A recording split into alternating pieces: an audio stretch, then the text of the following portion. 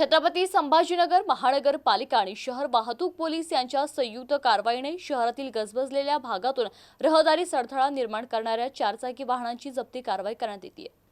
Roshan gate ते आझाद चौक आणि कटकट गेट ते एसपी बंगला आणि चिस्तिया चौक ते सेंट्रल नाका या रस्त्यावरील दुभाजकाला खेटून वाहतुकीस अडथळा निर्माण होईल असे चारचाकी आणि तीन चाकी रस्त्यावर बेशिस्तपणे दुचाकी वाहने उभे करण्यात आले होते। आयुक्तांच्या आदेशानुसार 27 डिसेंबर ते 31 डिसेंबर या कालावधीत वाहने जप्त करण्याची कारवाई करण्यात आली आहे। सदर कारवाई महानगरपालिका आयुक्त तथा प्रशासक जी श्रीकांत यांच्या आदेशानुसार व अतिरिक्त आयुक्त तथा अतिक्रमण विभाग प्रमुख संतोष वाहुळे यांच्या मार्गदर्शनाखाली महानगरपालिकेच्या माजी सैनिक पथक प्रमुख प्रमोद जाधव यांच्या नेतृत्वात माजी सैनिक वार्डन पथक आणि शहर वाहतूक पोलीस यांच्या संयुक्त पथकाने 27 डिसेंबर ते 31 डिसेंबर या कालावधीत एकूण 4 चाकी 3 चाकी 93 वाहने आणि 2 चाकी 197 वाहने जप्त करून गरवारे क्रीडा संकुल येथे जमा करण्यात आले आहेत। या जप्त केलेल्या वाहन धारकांवर एकूण 3,73,000 रुपये दंडात्मक कारवाई करण्यात आली आहे।